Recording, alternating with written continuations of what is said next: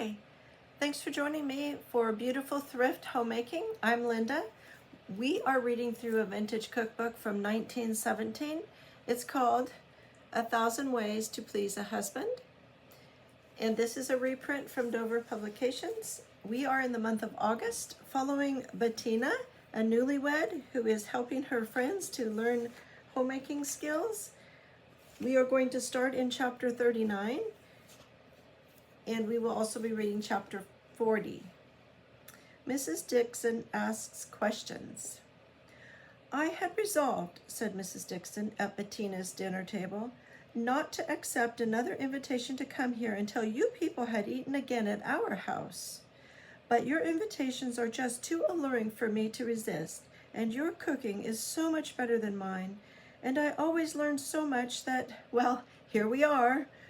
For instance, I feel that I am about to learn something this very minute. Now, Frank, please don't scold me if I talk about the food. Bettina, how did you ever dare to cook cabbage?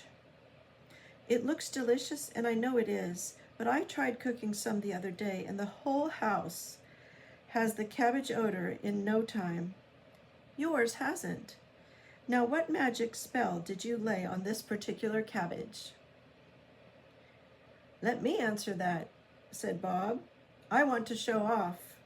Bettina cooked that as she always cooks onions and turnips, in a large amount of water in an uncovered utensil. Isn't that correct, Bettina? Send me to the head of the class. Yes, you're right. I did boil the cabbage this morning, and of course I have a well-ventilated kitchen. But I don't believe the odor would be noticeable if I had cooked it just before dinner.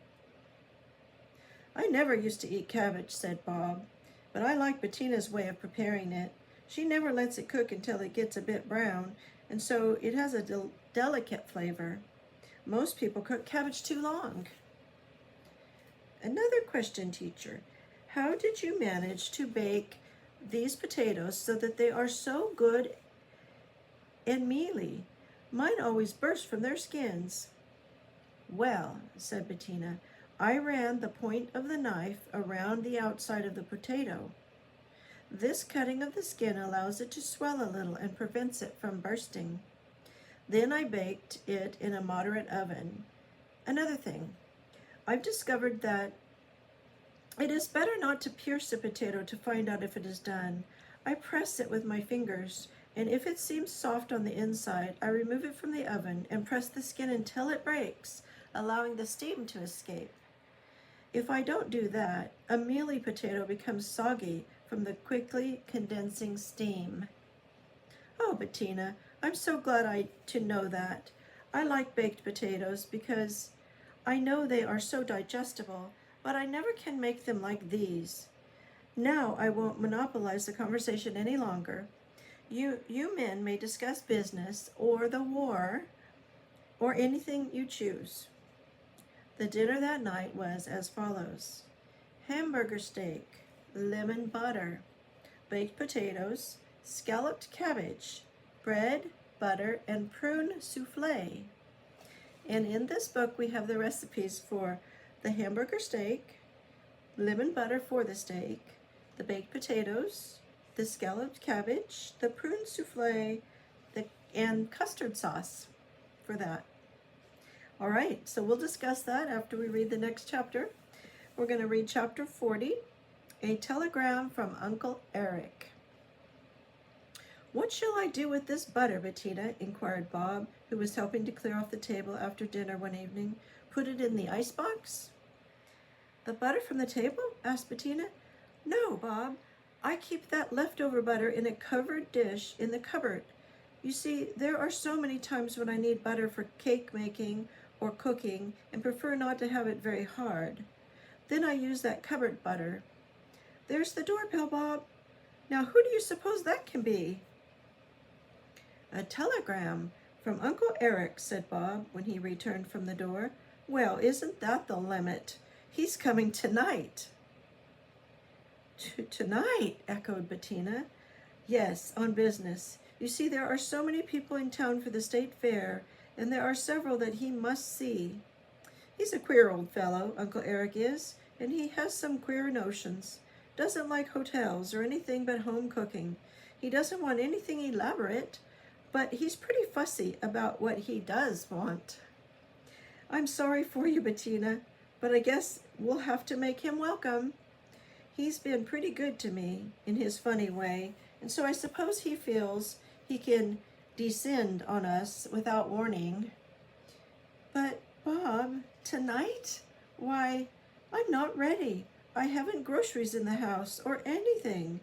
And I was planning to give you a cooked cereal for breakfast tomorrow. "Oh, it's too bad, Betty," said Bob sympathetically. "But it seems as if we'll just have to manage some way. Uncle Eric has been good to me, you see. He's an old fogey of a bachelor, but he has a warm heart way down underneath his crusty exterior, and—" "Oh, don't you worry, Bob," said Bettina heartily. "We will manage. As a rule, I think it's pretty poor taste for anyone to come without warning or an invitation. But maybe Uncle Eric is an exception to all the rules. Tell me about him. Do you have time? When does the train get in? Do you have to meet it?" "I guess I'd better hurry right off now." "But Bob, tell me, what must I have for breakfast?" "Anything but a cereal, Betty. Uncle Eric draws the line at cereals. He has an awful time with his cooks, too. They never suit him." "Oh, goodness, Bob," said Betty in despair, "and I have almost nothing in my cupboard. It's as bare as Mother Hubbard's." "Goodbye, dear. I'm off. I know you'll think of something."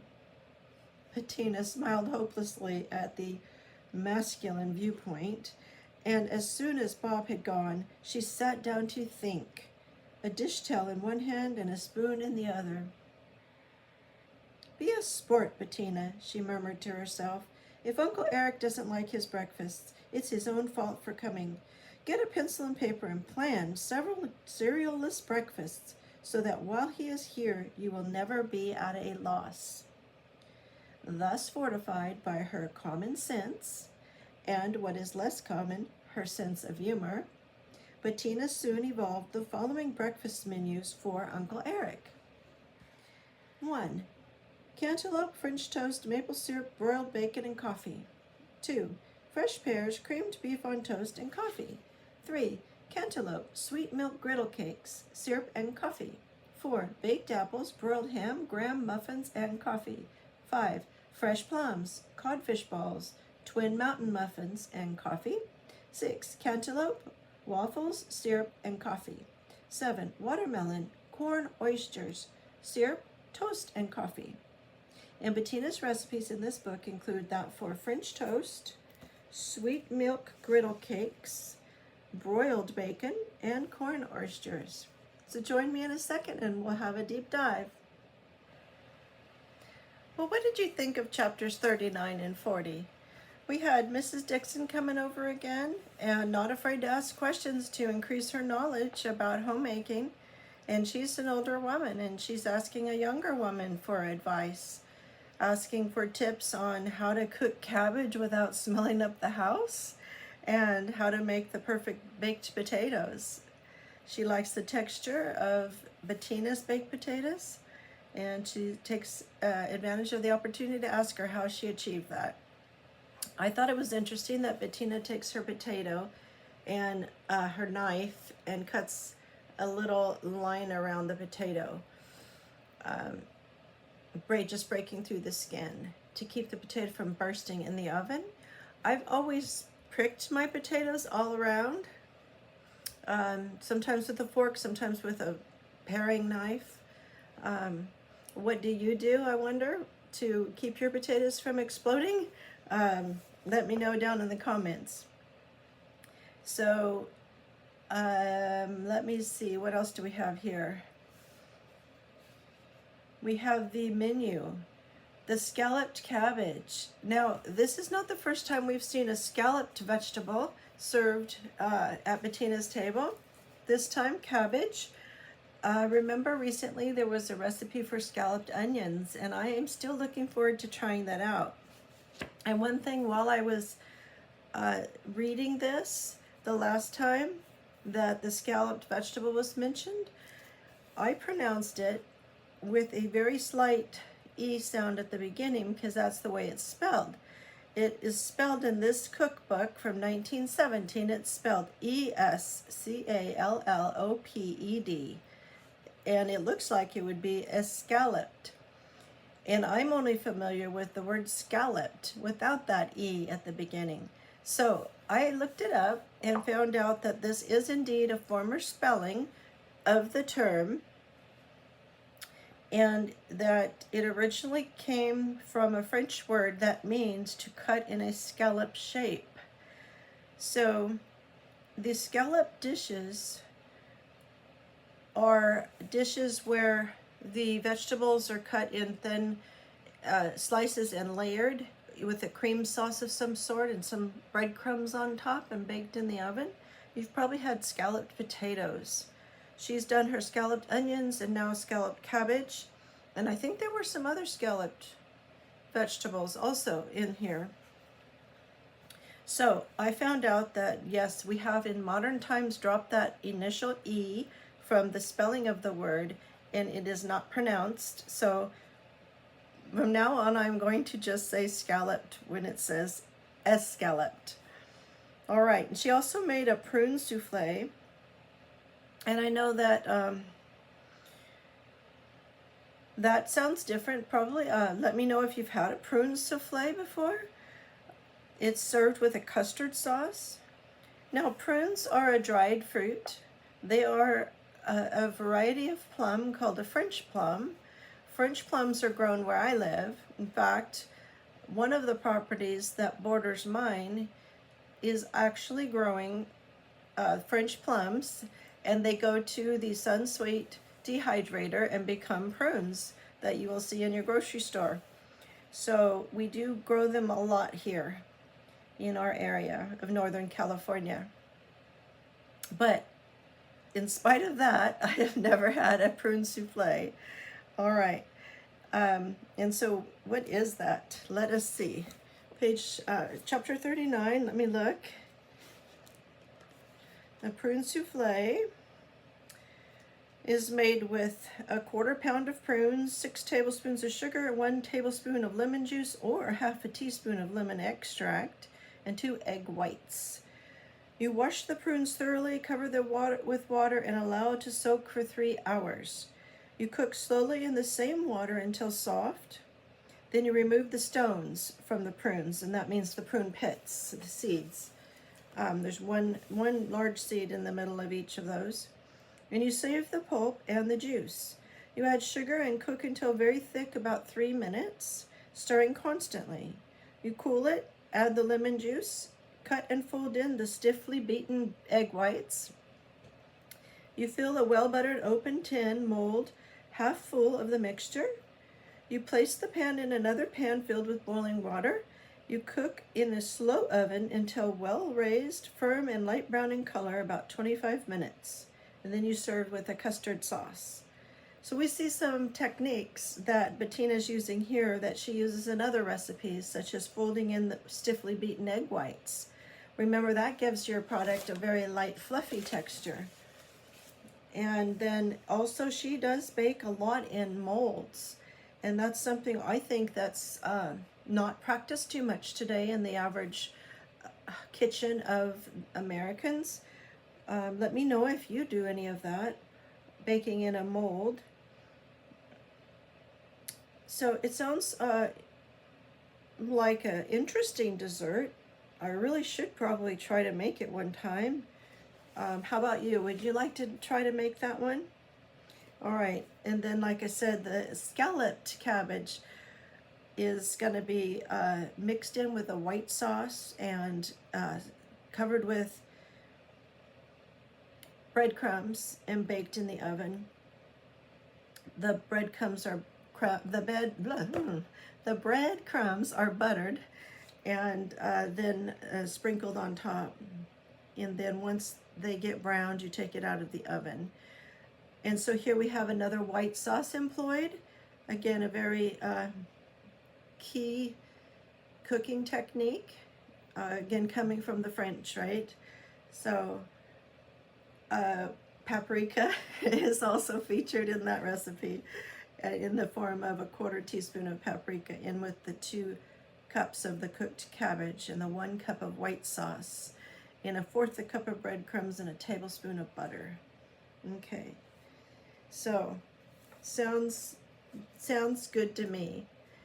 All right, and then what I thought was particularly interesting was she calls the hamburgers, really she's just making hamburger from what I could tell, hamburger steak, 6 cakes.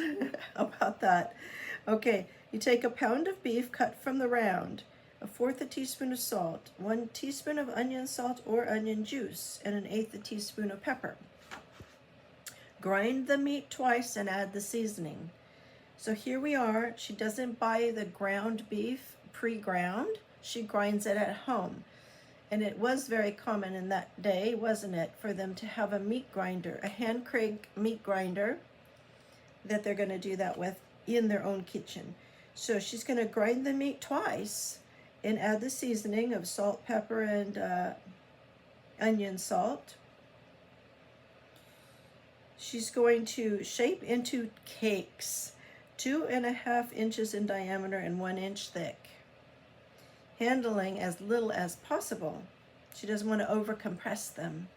Place on a hot pan and cook under the broiler 12 minutes, turning when brown. Then she's going to dot with butter and serve hot. Okay, so that's how she's making her hamburger patties. Isn't that interesting? And to call them cakes. And then she's going to have this lemon butter for the steak, which is the hamburger patties. And that's 2 tablespoons of butter, 1/2 teaspoon of salt, 1/2 tablespoon of lemon juice, 1/2 tablespoon of minced parsley, and, of course, 1/4 teaspoon of paprika. She's going to mix those things in the order given and spread on the hot meat of any kind, broiled steak, chops, or fish. Okay, so that's a multi-purpose recipe, not just for this menu. And I actually thought that this particular menu and meal sounded really good to me. But I liked baked potatoes, and the scalloped cabbage sounds great, and I think I'd like to try that lemon butter with parsley on it on top of a hamburger patty. That might be a real treat and a real nice way to use to serve the meat, especially if you're going to go without the bun and trying to avoid carbs. So that might be a fun thing to learn there. Now we're in the next chapter, chapter 40, and we have our Uncle Eric coming for a visit. He's in town for the state fair, which is going to go on for a week or so. And they find out about his coming visit because a knock on the door, and there's a person delivering a telegram from Uncle Eric saying he's coming over for a visit and is going to be staying with them. So he's a critical bachelor, and he's going to arrive by train that very moment. So Bob has to rush off, and he leaves Bettina in a bind. All of a sudden, she knows she's going to have a house guest who's going to want to eat breakfast with them each day that he's there during the state fair week. Now, our state, California, the capital is called Sacramento, and there is a state fair in Sacramento. It's called the Cal Expo. So you might want to look into your state fair. I've never been to our state fair, but I've been to our district fair in our county. And then when I used to live in Southern California, I went to two or three different fairs down there, the Del Mar Fair and the Imperial Valley Fair. Okay, so Bob is confident in Bettina.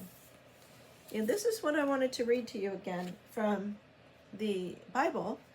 And we have looked at Proverbs 31 before and noted the qualities of the Proverbs 31 woman, as she's called, because it's in chapter 31 that she's described, starting in verse 10 and going on through the end of the chapter, which is verse 31 of chapter 31. So I'm going to read that to you. An excellent wife who can find? She is far more precious than jewels. The heart of her husband trusts in her, and he will have no lack of gain. She does him good and not harm all the days of her life. She seeks wool and flax and works with willing hands. She's like the ship of the merchant. She's like the ships of the merchant. She brings her food from afar. She rises while it is yet night and provides food for her household and portions for her maidens. She considers a field and buys it. With the fruit of her hands she plants a vineyard. She dresses herself with strength and makes her arms strong. She perceives that her merchandise is profitable. Her lamp does not go out at night. She puts her hands to the distaff, and her hands hold the spindle. She opens her hand to the poor and reaches out her hands to the needy. She is not afraid of snow for her household, for all her household are clothed in scarlet. She makes bed coverings for herself. Her clothing is fine linen and purple. Her husband is known in the gates when he sits among the elders of the land. She makes linen garments and sells them and delivers sashes to the merchant. Strength and dignity are her clothing, and she laughs at the time to come. She opens her mouth with wisdom, and the teaching of kindness is on her tongue. She looks well to the ways of her household and does not eat the bread of idleness. Her children rise up and call her blessed. Her husband also, and he praises her. Many women have done excellently, but you surpass them all. Charm is deceitful and beauty is vain, but a woman who fears the Lord is to be praised. Give her the fruit of her hands, and let her works praise her in the gates. Okay, so right there we had 3 verses that I think apply to this chapter. Verses 11, 12, and 29. Verse 11, the heart of her husband trusts in her, and he will have no lack of gain. She does him good and not harm all the days of her life. And then 29, many women have done excellently, but you surpass them all. So, aren't you grateful for the Word of God, for God's hints to us as to what we can do to be a godly wife and to make our husband satisfied and not worried? So here we have Bettina modeling that for us, because here we have Bob telling her that he's confident in her, that she will come up with meals for his Uncle Eric when he's staying, and that she will do something that pleases Uncle Eric. Okay, she's not going to disregard Eric's preferences. She is going to cater to them. And that is something that Bob has confidence in, because she has a good track record, doesn't she? She's proved to him through her hard work and her creativity and her thriftiness and her planning. She's proved to him that she does her job well and that he can be confident. So he often brings guests home to eat without any worry. And in this case, he himself is surprised about Uncle Eric's visit. But he's going to go to the train station and pick up Uncle Eric, and Bettina's going to sit down and do some planning. And she thinks, oh my goodness, this is not a time when I'm fully stocked up with food. My pantry's kind of empty. Maybe the icebox doesn't have much in it. But she's going to use her logic, and she's going to maintain a good sense of humor. She's also going to model for us good self-talk, in that she's going to say to herself, be a sport. I like that. Be a sport. And then she's going to sit down and do the practical thing that needs to be done. She's going to plan. And she comes up with 7 breakfasts that do not include any cereal, because Bob specifically knows that Uncle Eric turns his nose up at cereals. Okay? So she wants to please him. And she comes up with these 7 breakfast ideas. And I noticed these things about those. Each of them has a fresh fruit. Each of them has coffee with it. And each of these meals has some kind of a bread. So let's look at those. In the chapter, A Telegram from Uncle Eric. So the breads are French toast, creamed beef on toast, sweet milk griddle cakes. And those, by the way, are as opposed to buttermilk, which is a sour milk.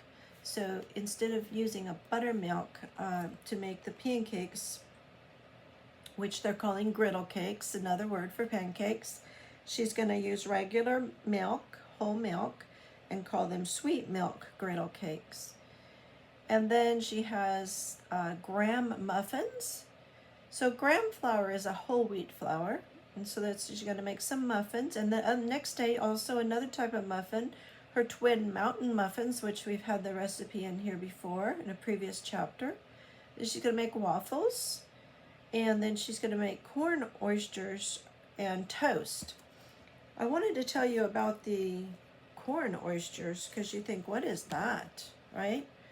Well, it is corn, loose corn, that has been mixed in with a little bit of egg and breadcrumbs, salt and pepper, and a tiny bit of sugar, half a teaspoon, and shaped into cakes 2 inches in diameter, 1/2 an inch thick.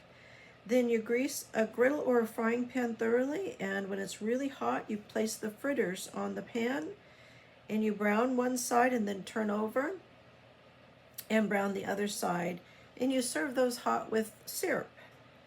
So that's interesting that these little corn oysters, they have nothing in them from the sea. They're not a seafood. It's not an oyster from the sea, but it is just the vegetable corn. And the appearance of it, though, is probably kind of lumpy and looks similar to maybe a fried oyster that's been battered. So that's what those are. She cooks her bacon under the broiler. All right, so those are things I noticed, is that she plans. She has a good sense of humor. She's a sport. She's up for the challenge, and her husband is confident in her. So I'm wondering, if you have a husband, is he confident in you? I know that my husband's confidence in me wavers quite a bit here and there, especially in regards to hospitality. So let's work on that together.